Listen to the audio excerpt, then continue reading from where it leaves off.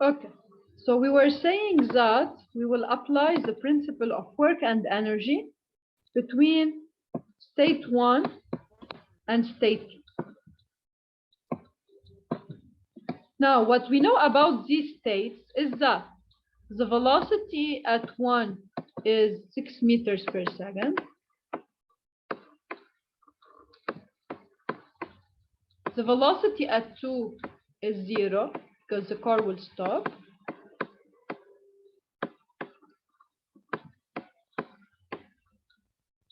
So now, when we write the principle of work and energy, we have the work of the normal plus the work of the weight plus the work of the friction equals to kinetic energy at state 2 minus kinetic energy at state 1. Now, we know that the final velocity is 0. This means that the kinetic energy at state 2 is 0. So this is equal to minus half the mass. To get the mass of your car, please pay attention for something. Here, you should do conversion of units, okay? Because because your velocity is in meter per second, okay? And your mass should be in kilogram. So when you find work of forces, make sure to convert the forces to Newton. Please pay attention for this error, okay? So to not have calculation errors, check your units. In these units, when you do have mv square, m is in kilogram, v is in meter per second, and when you calculate work of forces, your forces should be in Newton, okay? So it's half times m. You to calculate your mass times v1 square. To calculate your mass in kilogram, you will convert this weight to Newton. So it's m is equal to 17.5 times 10 to the power 3 to convert to Newton.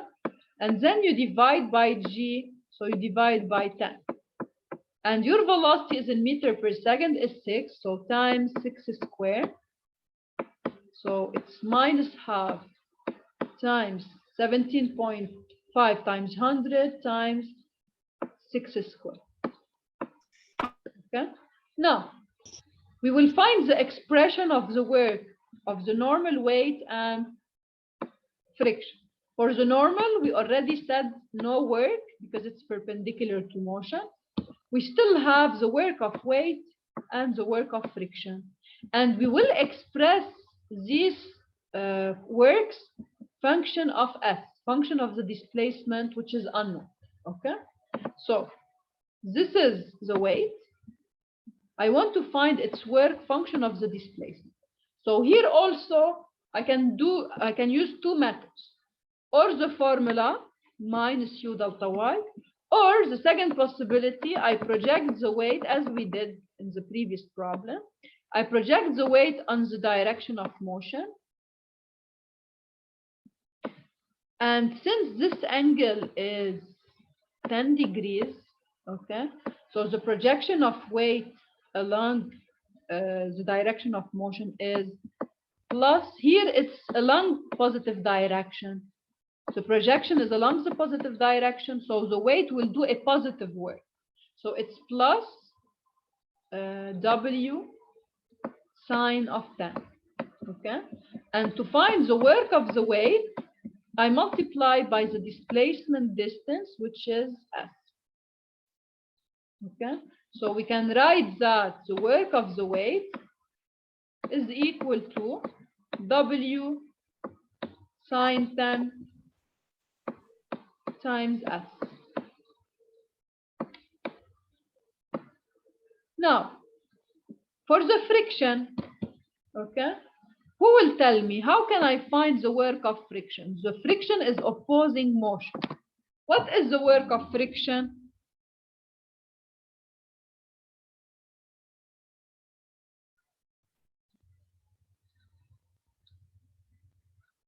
First, do you have to project the friction in this case?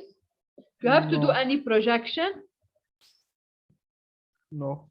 No, because already it's along direction of motion, but it's opposing the motion. It's in the opposite sense. So it will have a negative work, okay? And we can say that the work of friction is just minus F times the displacement S.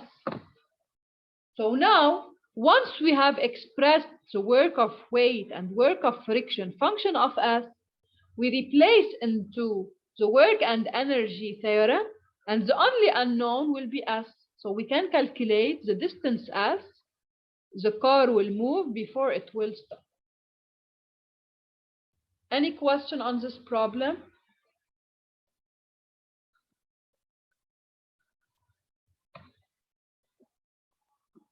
Oh.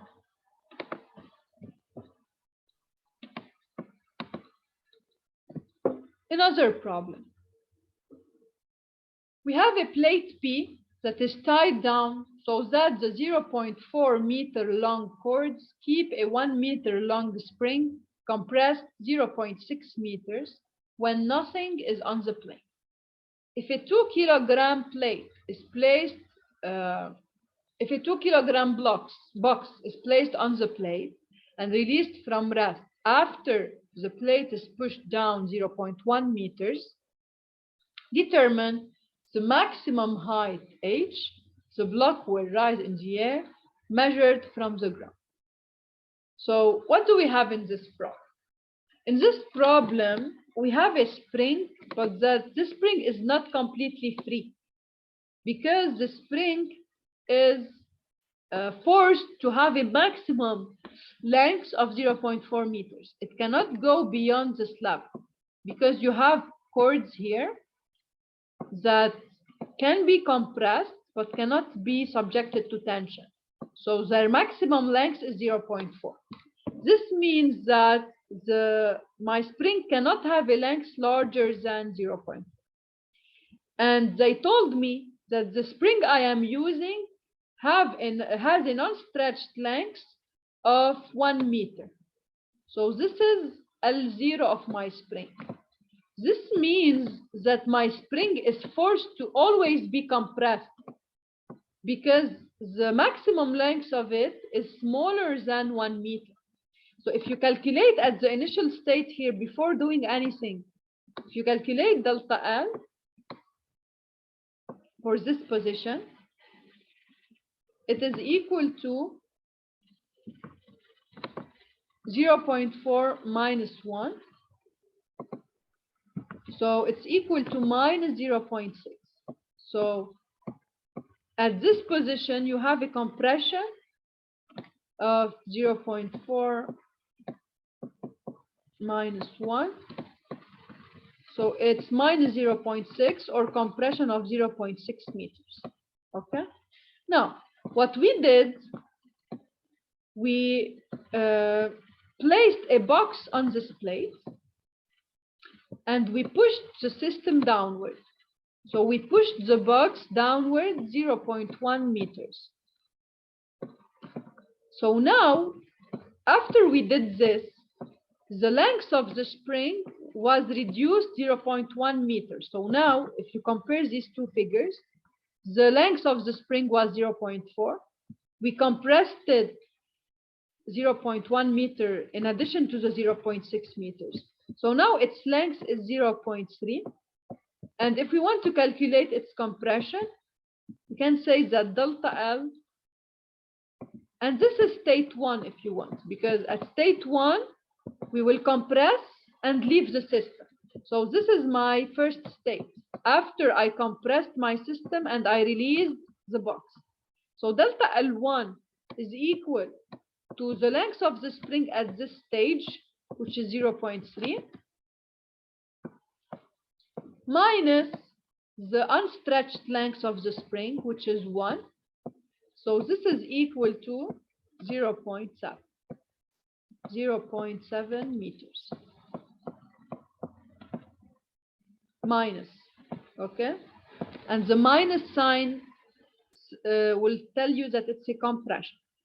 So مس Yes. شو ال1 ما عم بفهم نعم شو ال1 اوكي ليك اللي عم بيقولوا لنا اياه هن انه نحن الانيشال ستيت عملنا كومبريشن، نزلنا البوكس شوي، رجعنا شلنا ايدنا. اوكي يعني على الانيشال ستيت كانت الفيلوسيتي اوف ذا بلوك equal to 0 وكانت الكمبريشن اوف ذا سبرينج equal 0.7. هلا انت فلتت البوكس، وقت تفلت البوكس شو راح يصير؟ حيطلع السبرينج مع البوكس اول شيء، بيقدر يلحقه لحديت ما توصل لهالبوزيشن، صح؟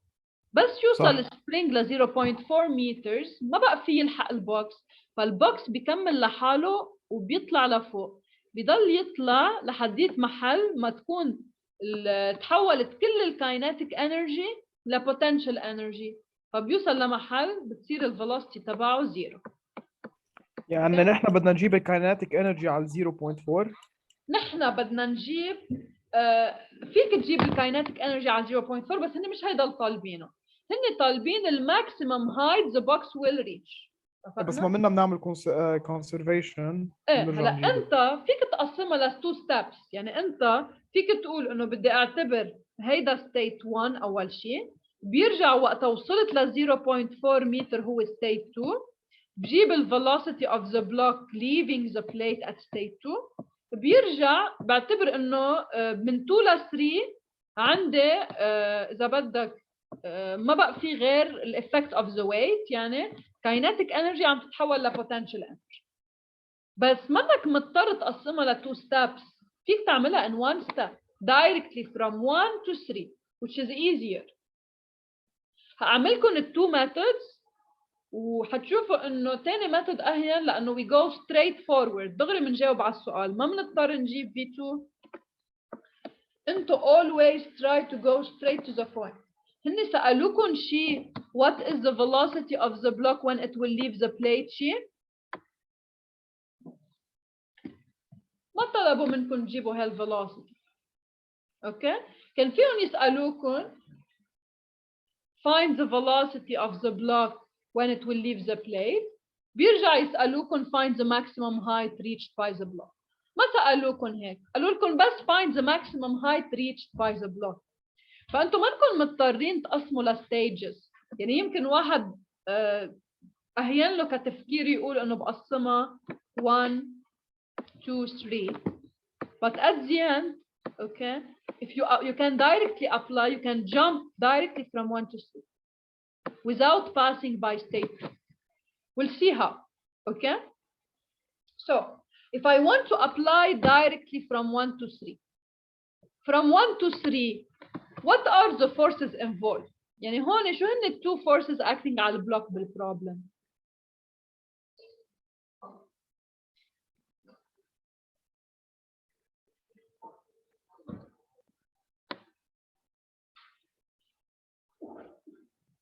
What forces will do work in this problem?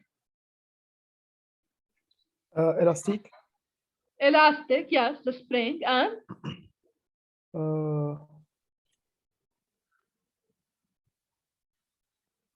you have vertical displacement. Whenever you have a vertical displacement, who will do a work? Weight. Weight, very good. So you have two main forces which will produce a work, the weight and the spring force. Now, the spring force will not do a work during the whole path. يعني مش من 1 ل 3 it will do work. It will just do work from 1 to 2 لأنه بعد 2 spring خلص ما بيعود يغير state. يعني you can say that delta L2 is equal to delta L3. okay لأنه بس يوصل السبرينج لهون خلص بيوقف ما بيعود يلحق البلوك. So you can write that the initial stretch compression of the spring at state 1 هي in this position. عملنا لها calculation طلعت minus 0.7 meters.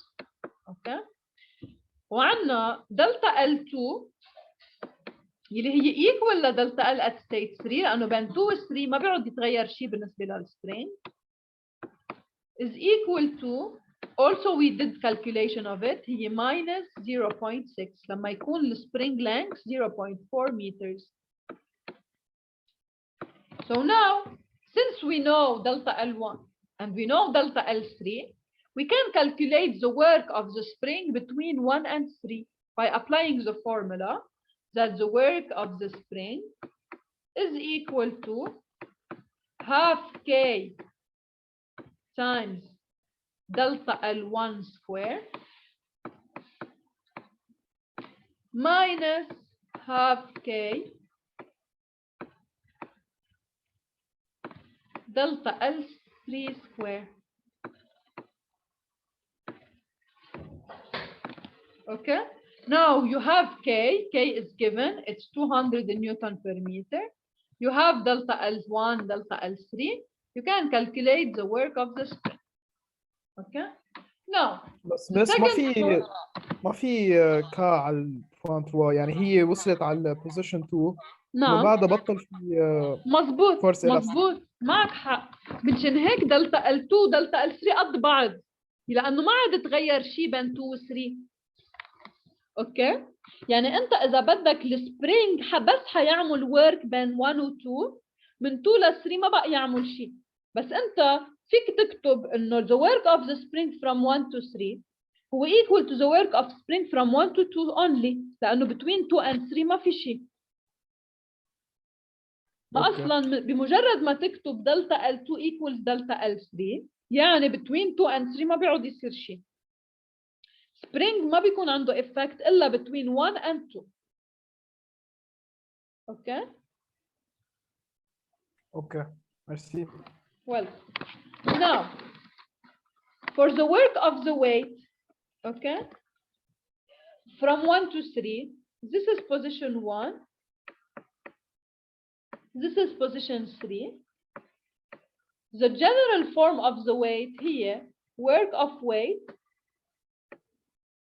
between 1 and 3 is equal to minus W delta Y with y-axis upwards. Huh? If I take the ground as my reference and I consider this is my y-axis, you have that y3 is equal to h.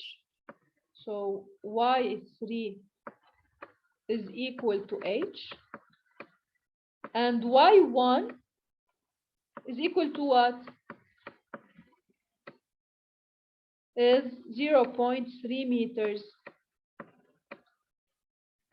So if I replace, I get minus mg times y3 minus y1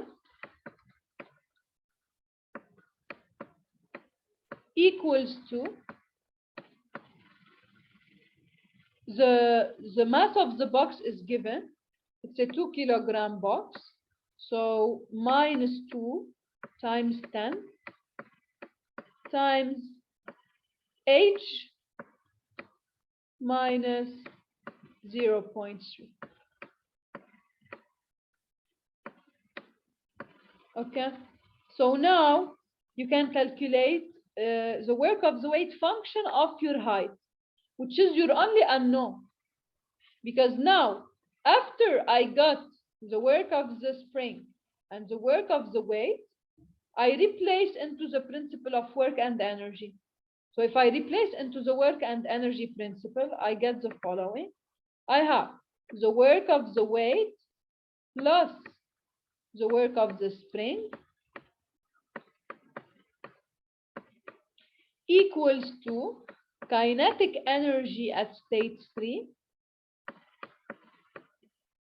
minus kinetic energy at state 1. And since the block will stop at position 3, the kinetic energy at 3 is 0. And since it started from rest at position 1, also kinetic energy at state 1 is 0. So I can deduce that work of weight plus work of spring equal to 0. All I have to do now is to replace the weight by the work of the weight by its expression. and the work of the spring by its expression. So I have 20 times H minus 0.3 plus, for the work of the spring, I have half K. K is given, it's 200. So half times 200. Delta L1 is minus 0.7. So since it's a square, so it's times 0.7 square. No need to put the minus. Minus, here you have for the weight, you have a minus because it's minus mg delta y. Minus half K, which is 200, times delta L3 or delta L2, which is 0.6. So times 0.6 squared. As you can see, the only unknown in this equation is your height h. So you can calculate the value of h. Okay? This is the first method. If you didn't pay attention that you can do it in one step, it's not a problem. You can divide it into two steps, but it will take more time. So you can say, I will first divide from state 1 to state 2. At state 2, my unknown is the velocity of the block leaving the box, v2. So if I apply between state 1 and 2, the principle of work and energy, okay? Or also you can do conservation of mechanical energy. Both are right. If you want to practice on conservation of mechanical energy, we'll do it here. We can say, since the only forces acting on the box are the weight and the spring, and both are conservative forces, we can apply conservation of mechanical energy between state 1 and state 2. So we can write that the kinetic energy at state 1 plus, here we have two types of potential energy. We have the gravitational potential energy at state 1 plus the elastic potential energy at state 1 equals to the kinetic energy at state 2 plus the gravitational potential energy at state 2 plus the elastic potential energy at state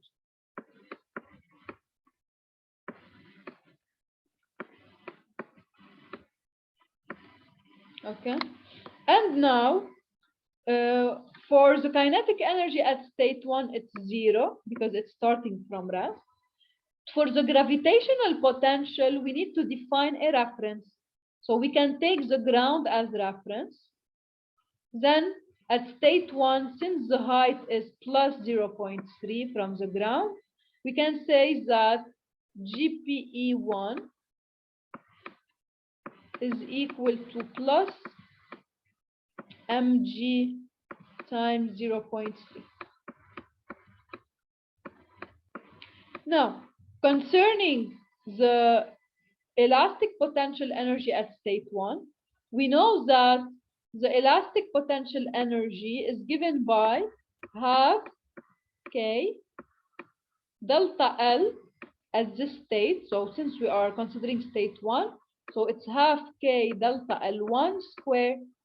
And delta L1 was calculated, it's minus 0.7. So we can replace and we can get the value of the elastic potential energy at state 1. Now we move to the second side. For the kinetic energy at state 2, this is our unknown because we don't know the velocity v2. So KE2 can be replaced by 0.5 mv2 squared. And the only unknown in this equation will be v2.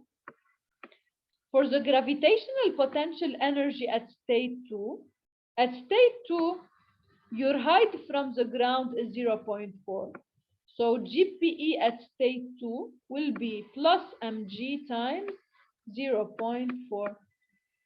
And finally, for the elastic potential energy at state 2, it's half K delta L2 square. And delta L2, as we have calculated before, is minus 0.6. So if you replace all your numbers, the only unknown will be V2. You can calculate now the velocity of the block when it will leave the plate.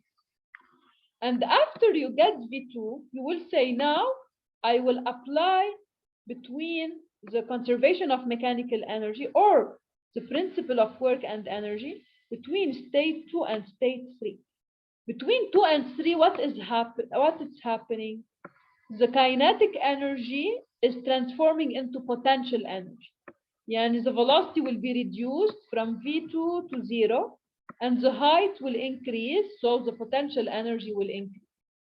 So now you can say between 2 and 3, also I can apply conservation of mechanical energy between 2 and 3.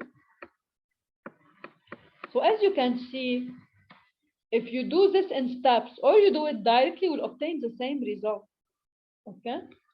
But of course, it will be easier to do directly from 1 to 3 because you will do it in one step instead of doing 2 steps.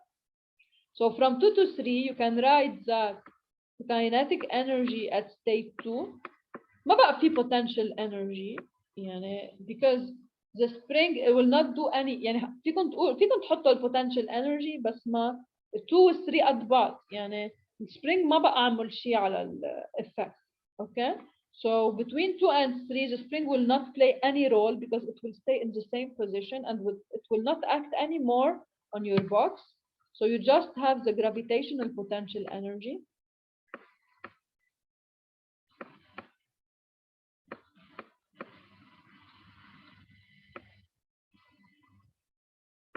Equals مروان في أسألك سؤال سريع. نعم في أسألك سؤال سريع. لا أكيد.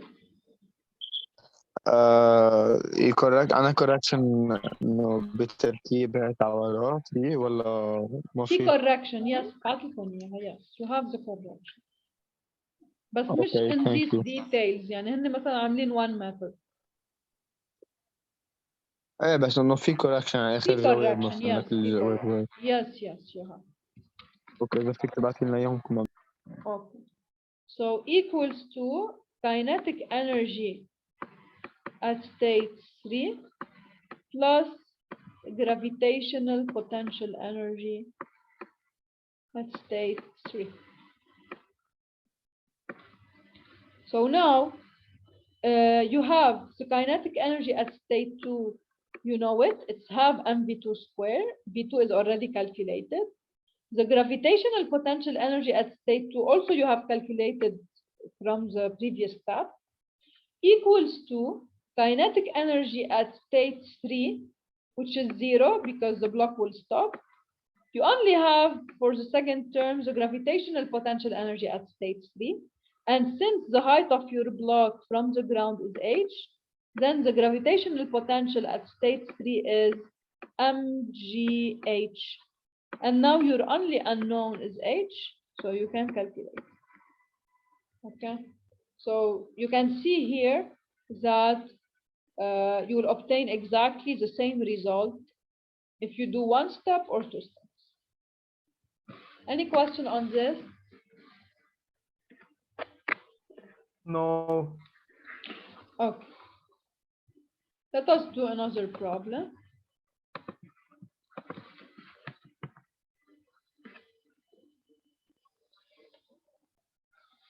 Okay. We have two blocks, A and B, having a mass of 10 kilogram and 100 kilogram respectively. Determine the distance B travels from the point where it is released from rest to the point where its speed becomes 2 meters per second. When you have a pulley system, you can solve in several ways. You can solve using a Newton law, as we have worked together before.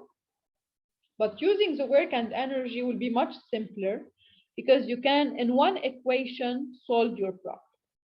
Okay? So the advantage here of taking the principle of work and energy is to consider the whole system. Why? Because if I take separately block A and block B, I will have to calculate the tension in the cable. So which will add additional unknown to my system. So when I take the whole system, this will simplify a lot because we already have seen something similar together, but here it's a little bit more complex. When you do the cut at this level, these support reactions are acting on fixed points. All of these points have velocities of 0. So these forces will not do any work, and I don't have to consider them. The only two forces, external forces, which will do work in this case, will be the weight of A and the weight of B. We did something very similar, but what is little bit new here, and I want to introduce this idea for you, is that you have several pulleys, and we want to relate the displacement of block A to the displacement of block B. Okay, how we deal with this in general when we have such cases? When you have such cases, first you follow your cord. Okay, you have one cord in this problem. It's starting from A and it's ending here. Okay, if you want to relate the motion of A to the motion of B, the technique is just to express the total length of the cord, okay, and then to derive its expression. So for example here, since you have two blocks, you need one coordinate to displace to express the motion of block A, which is SA, and one coordinate to describe the motion of B, which is SB. Okay, and our purpose is to relate these two coordinates, how they change. They are dependent on each other. So to relate them, I say this is one chord, so the total length of this chord is constant. So I say total length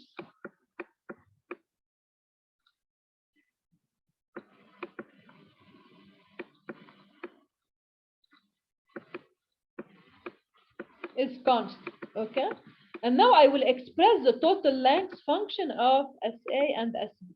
So if I start from this point, this distance is SA, so I will write SA plus this part here, this part is a constant, so I can just put it as C, constant. I don't need to know its value. Now, this distance here is what? It's SB, so plus SB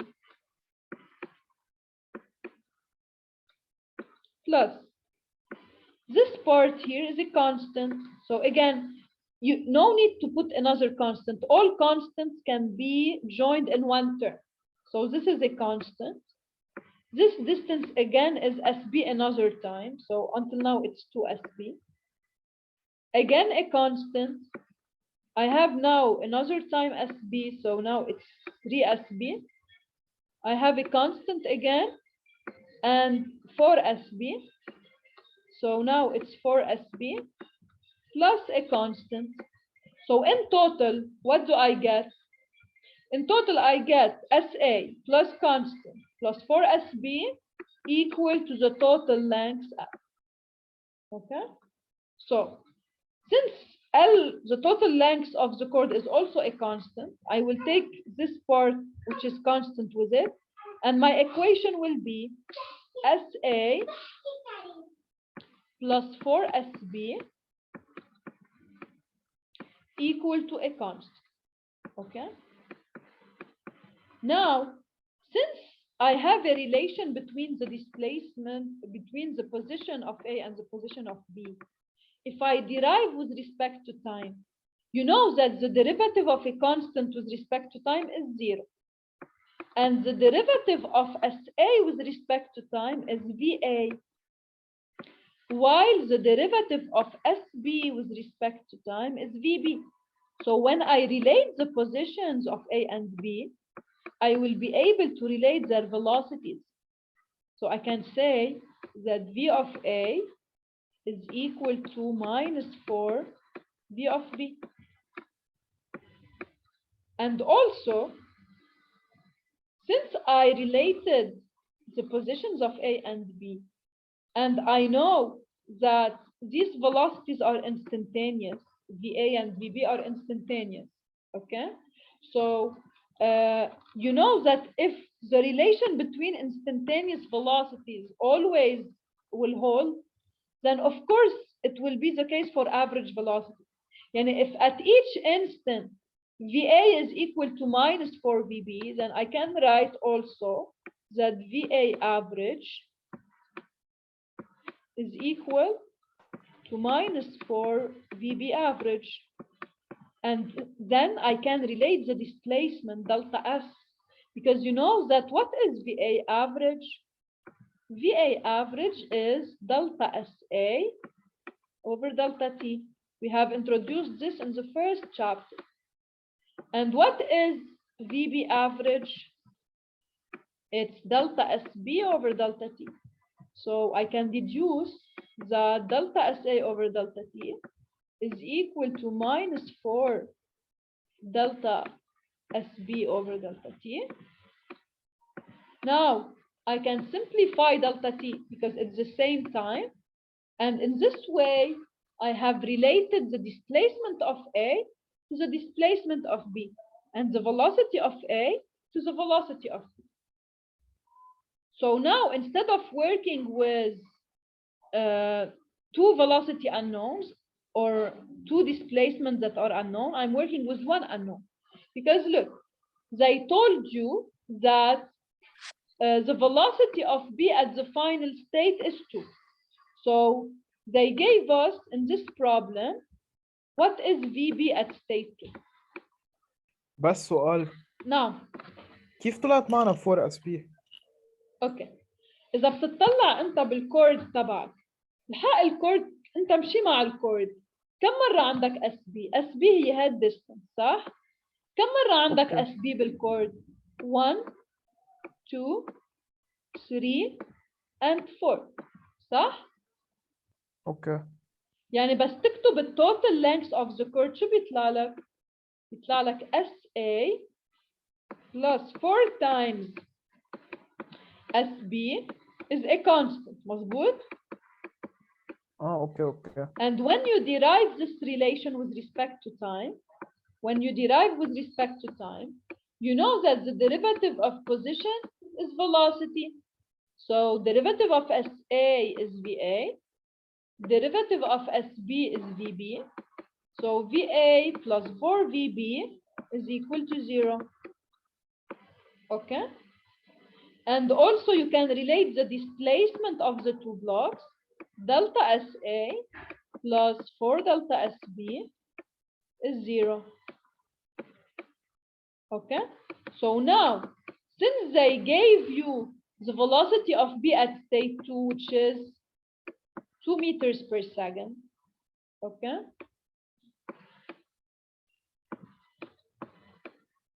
Then you can deduce that VA, okay, which is equal to minus 4 VB, VA2 is equal to minus 4 VB, is equal to minus 8. Why you got a negative result? Because when B moved down, A will go up. Okay? So as B moves down, A will go up. And since both SA and SB are positive downward, so when VB is positive, VA will be negative. Okay? Now, why B will move down? Because look, at equilibrium condition, to have equilibrium, you should have here a weight of 40 kilograms. Since the weight, I will tell you